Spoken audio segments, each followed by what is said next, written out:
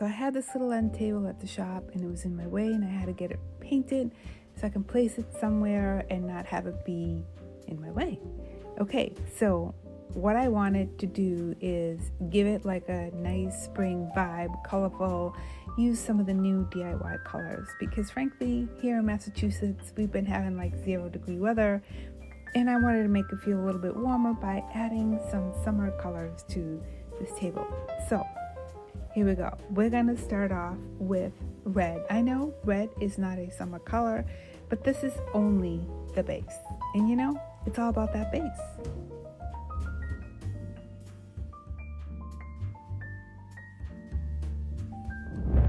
So now that I have the top painted and I want to get to the bottom, of this, we're going to take out the pull on this drawer. And I know this is like working randomly. I probably should have done it in the beginning, but that's just kind of how I do. I just don't do things in order, and that's what works for me. You have to do what works for you. So let's put some red on the rest of this piece.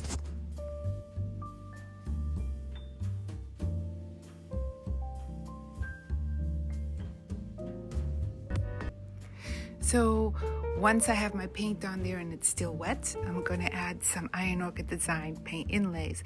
Now this particular one I've used on other pieces of furniture, and the thing with these inlays is you can use them up to 3 times, but the more times you use them, the fainter the pattern comes out on whatever you're putting it on. And I like that because it makes everything look more real and vintagey and not so like done purposely. So I don't expect this to be crystal clear, but it will come out faint, and that's what I'm going for. So don't throw them away once you've used these. If you have these, keep using them until nothing comes out, I guess. So it's faint, but I'm liking the way it looks because I'm going to put other things on top of this.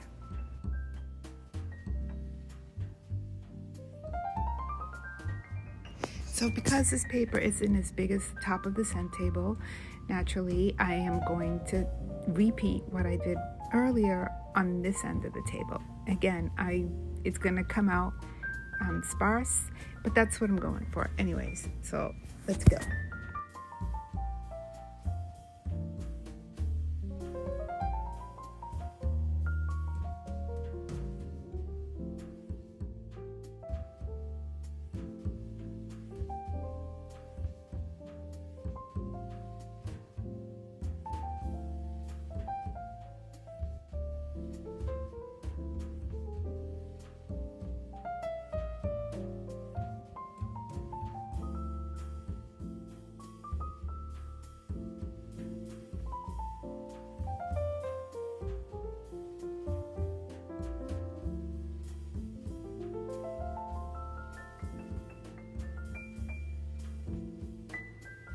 Now I'm just going to add some yellow and I'm going to not cover completely the red that's underneath because I want that red to show. So I'm going to add this, and you can add this wherever you feel you need to add it. I want this piece to look like it has a lot of colors that are kind of faded through time and the underneath color showing through, and then you have the faded flowers that we put on the top. So I'm going to add this yellow here, there, and everywhere, wherever I feel I think it belongs.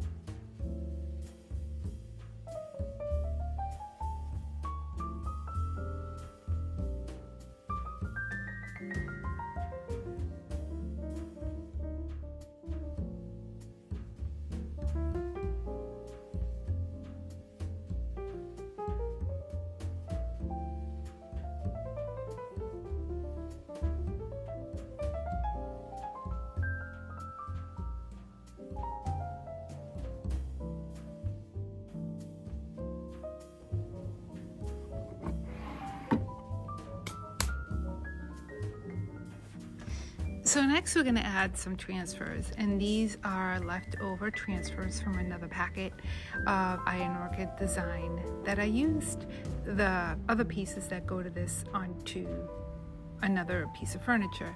So I always save my scraps because with Iron Orchid design you always get so much that usually you end up using it all. So I'm just cutting these and I'm going to place them randomly here on top of the end table, and they're going to look really nice because it's going to be these vivid flowers right up front with the faint flowers of the paint inlay that we added on earlier. Once you peel these off of the back, and you're just going to lay them on, and you're going to just kind of rub them in, and when you pull up this little plastic, the flower should remain behind. You can do this with a credit card to rub them on, or you can use your hands. I use the little stick that they come with. It's a plastic little, it's not a stick, it's a plastic, well, it looks like a plastic stick. I don't know what else to call it, but that's usually how I rub them in. And then, then they'll just stay there.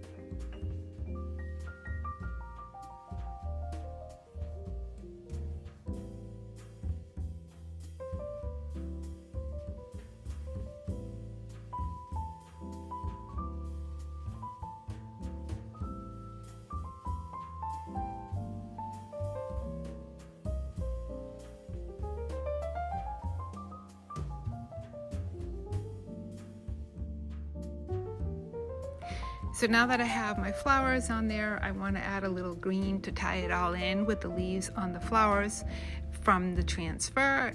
And you can put this here and there, wherever you like. You can use your hands. I like to make it look, like I said, like there's layers of paint and some of it is coming off and you can see what's underneath. So I don't ever try to cover anything completely. The last thing will be to seal this piece.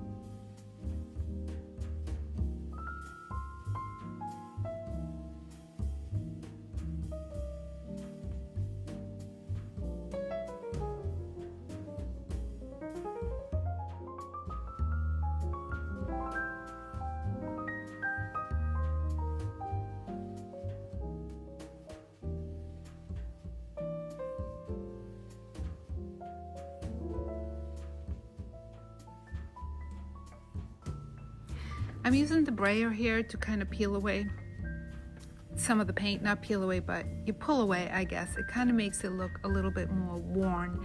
And it's always okay, I feel like, to try different things because you never know how it's going to turn out. Sometimes it's amazing the way things turn out by trying something you didn't try before.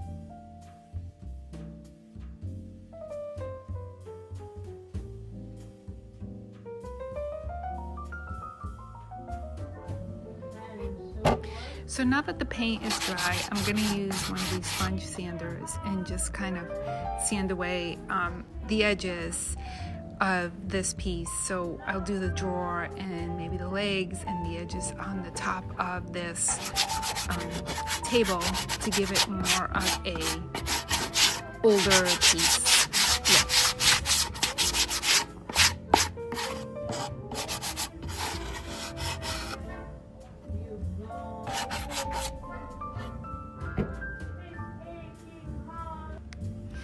So now that I have my transfers on, my paint inlays, all the colors that I want, I'm gonna finally seal this piece, and I'm gonna use a combination of clear wax and dark wax. Clear wax for when I want the color to stay the way it is, and dark wax for when I want to give this piece a little bit of a moody look in some areas. And I know it looks dark even when you first put on that clear wax. Everything is going to look darker, but don't get scared. Once it dries, it's totally fine. It's going to lighten up. And the dark wax, of course, is going to look darker when you put it on, but when it dries, it won't be as dark. But I feel like sealing your piece is important just to give it a protective layer from between the paint and everything else.